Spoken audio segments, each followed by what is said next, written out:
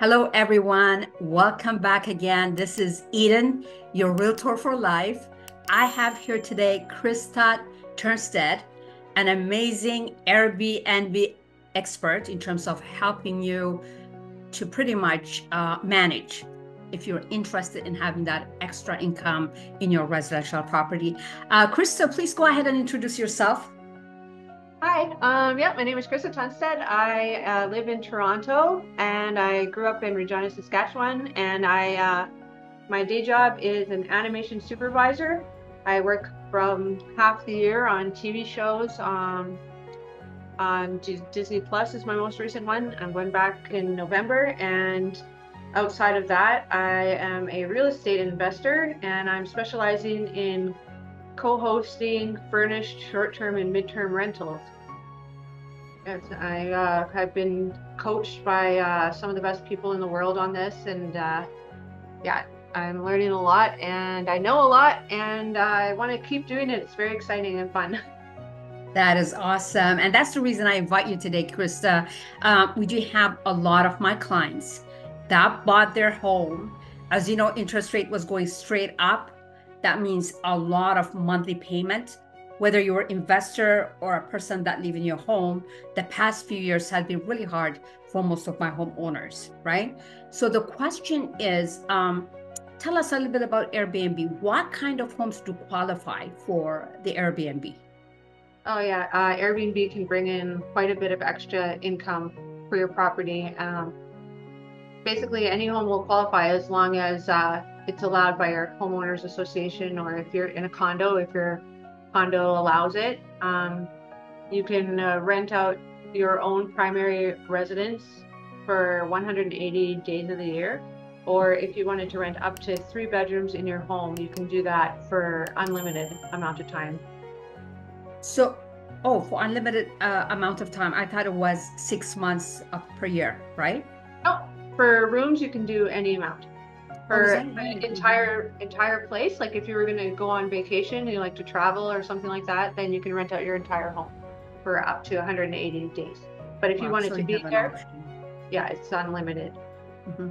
So condos, definitely you need a permit from the management and the condo has to be qualified to be Airbnb. However, for individual residential property, you're saying you pretty much can do that. And I guess because that's part of what you studied, what you can and what you cannot do, correct? Yeah, there's certain bylaws in different places. For example, like in Durham region, like in Pickering or something like that, there's no restrictions. It doesn't have to be your primary residence. It could be an investment property that you don't live in at all. But for Toronto, it has to be your primary residence. You have to be living there for at least half the time. No, that's excellent. So tell us, Krista, I will call you and say, Krista, I'm interested in you helping me out to Airbnb my property. What are your services? What do you do? Yeah, I would check on a map and see your location and see like the things around it. Is there a highway? Is there a hotel? Like if there's a hotel nearby, then basically it's pretty much guaranteed you're going to get great occupancy, because hotels do they pay a lot of money to do their research. So basically anything in the GTA is going to be a hot spot. It's a very good market. And yeah, I would just come over, take a look, see if there's anything we could add to the amenities, like room darkening blinds, stuff like that, and just make sure, find out everything about the place, like what size the beds are, and create a listing for you. Maybe make you a shopping list on Airbnb, no, not Airbnb, Amazon, Yeah.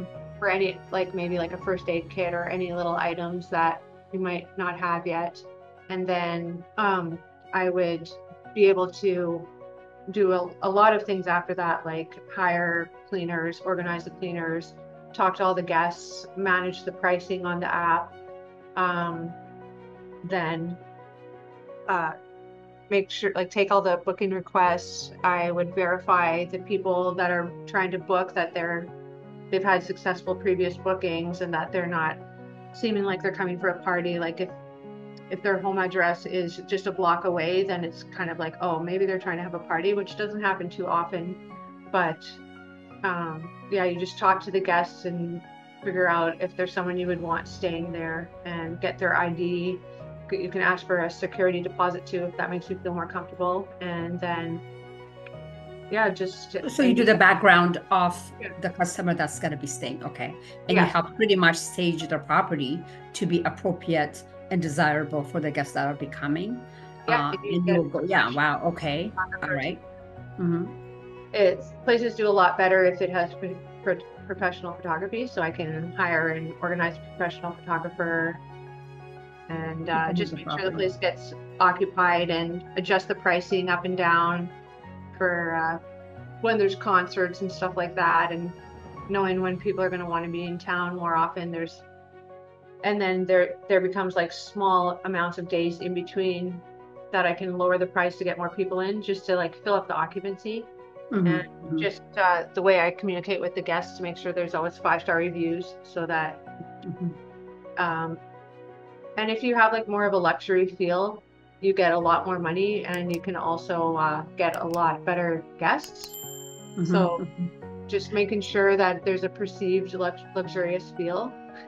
It doesn't take that much more money to just like make it seem a lot more luxurious, just the way you fold the towels and all stuff like that.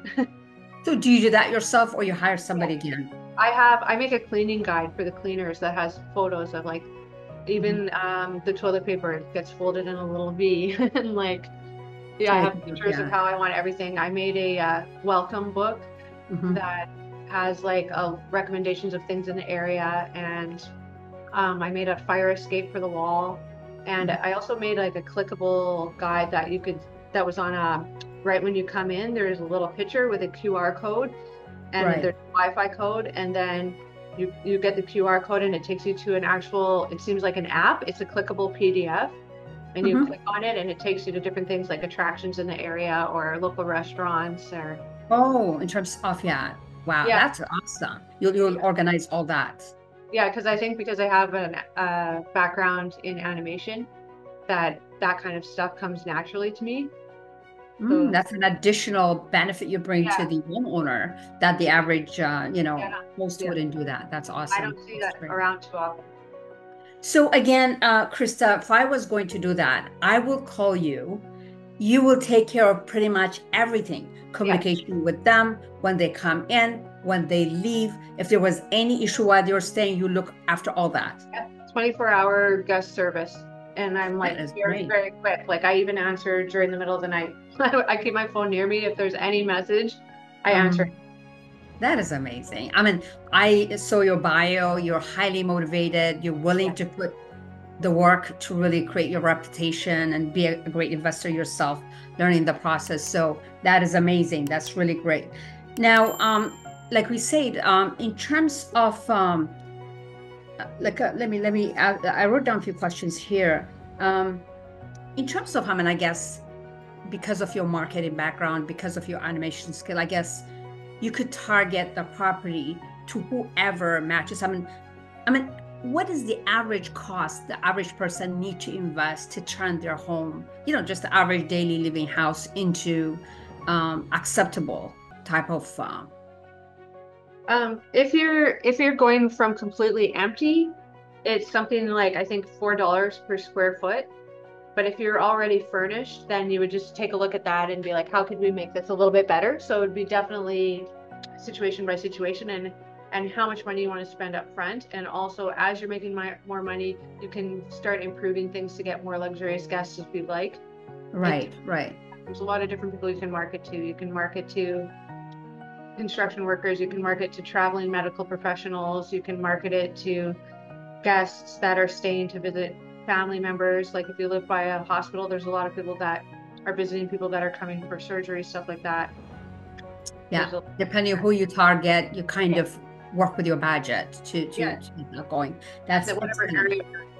If you can an area that's near a school, you might want to target students. If you're in an area that's like a waterfront beach vacation area, you would decorate depending on what your target audience is. That absolutely makes sense, and that's where you come in advice, free advice that comes together with your profession in hiring you to host for you. That's awesome. So, and I heard about HST. Like if you own a property and you do Airbnb when it comes time to sell that property, there could be HST on the property. I mean, have you looked into that? Yeah, I looked into that. There is a HST charge if you have used your property more than 50% for short-term rental. So because of the newest bylaw in Toronto for short-term rental, that wouldn't be possible because you can only do 180 days a year. So I'm not sure in other areas if that HST applies, but there is HST on the Airbnb rentals, which goes directly to the guests, and that's if they book less than 30 days stay. So they automatically have HST put onto their bill through Airbnb. You don't plan it yourself. Yeah, you don't charge it yourself. Airbnb takes it out. And if it's over a 30-day rental, you have to get a short-term license if you're doing monthly furnished rentals. And then you also don't charge them HST. But for selling your house, yes, in Toronto, that wouldn't be a thing anymore because of the most recent Tax regulation. Bylaw. Yeah, you're only allowed to do it for 180 days a year, so that would never take you past the 50%. Yeah, and at the same time, we would recommend for you to check it always with your accountant, depending on your personal situation. I just want to make sure you clear that up first. Yeah, and in terms of, like as I say, once the guests are in, once I have the people and you're taking care of them, I mean, you're telling me this amazing features that you have to see if they were smokers, if they were making noises, so that again, the neighbors are comfortable with the kind of guests you have. Yeah. Could you go ahead and tell us about that?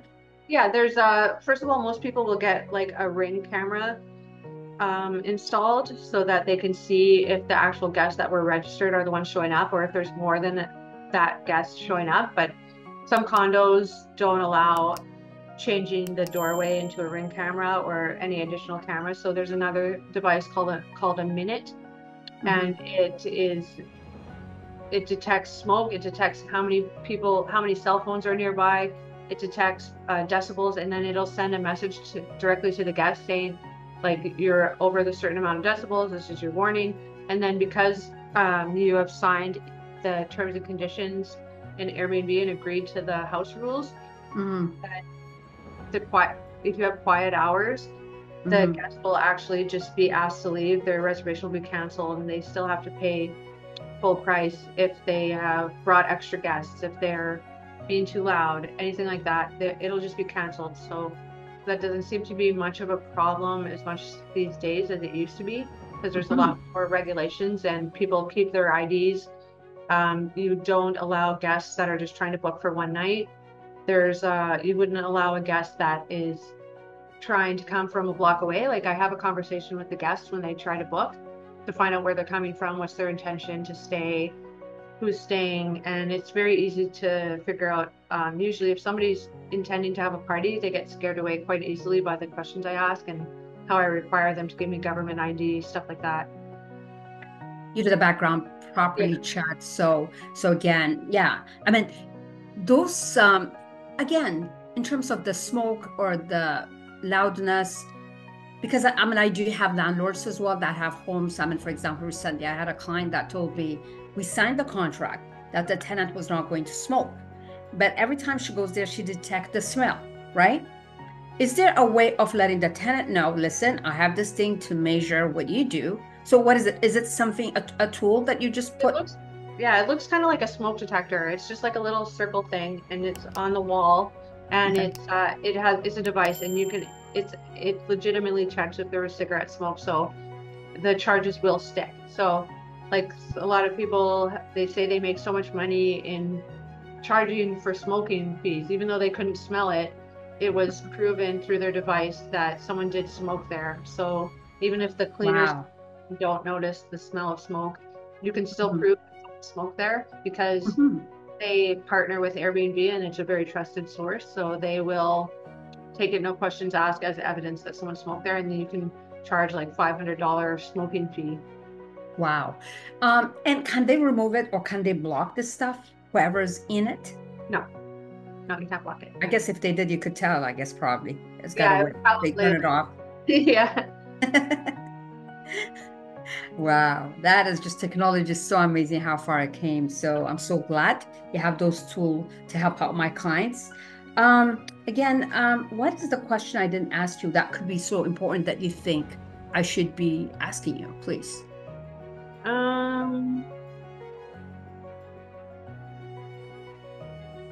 I guess I could ask you about your cost as well. Could you please go ahead and tell us? And also, I want to compare, if I was going to rent, let's say, my typical 3-bedroom house, right? Without the basement, let's say I use my basement as a storage, just 3-bedroom. In Toronto right now, I'm sure you could get 32 to 4,000, right? 3,200. So if I was going to do Airbnb, what would my net money be? And how does your charge work?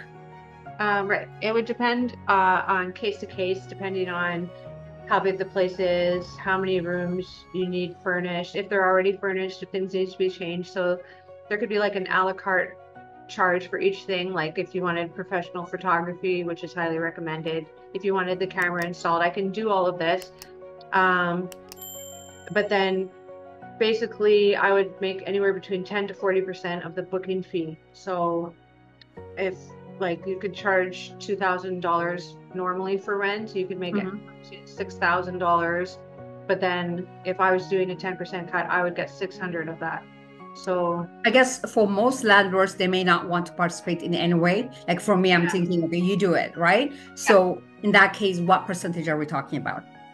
It would be 40% max. That would be the most. So with that 6,000 example that you gave, if it was 40%, it would be what is it? 4,000 for me and 2,000 for you. Is that what it works? Somewhere there, 2,500 and 4,500. Yeah, and so you would still make almost double the normal. That's what I wanted to know. I still would have more money than what I could rent my property for. Yeah. That's excellent. That's a good deal, I would say. Yeah. That's great. That's awesome. So anything you want to add, Krista, before I say goodbye? I mean, I just want to absolutely, thank you so much for coming out and, for answering these questions. I would definitely get you in touch with whoever, want to have that extra income to support them. For somebody that wants to retire early, for somebody that wants to have that extra money. They have a lot of rooms, they don't, and they don't want to deal with tenants, but I guess you could take care of that part. Anything else you want to add before I say goodbye? Just thank you so much for having me on. And if anyone wanted to contact me, it's rentmidterm.com is my website, and then rentmidterm@gmail.com is my email address. And just thank you so much for having me. It was great to talk to you. Same here, Krista. We're going to talk. Definitely, I'm very much interested with what you do as well. So thank you so much for coming out. We'll definitely send out your contact information to my database. And thank you so much. Have a beautiful weekend. You too. Thank you. Bye-bye. Everybody have a great weekend. Again, this is Eden, your Realtor for Life. Please, if you want to contact Krista in regards to what we talked about, Airbnb, having more money in your pocket, reach out. My cell number, as you know, is 416-918-5979. And you have yourself a beautiful day and God bless. Take care. Bye-bye.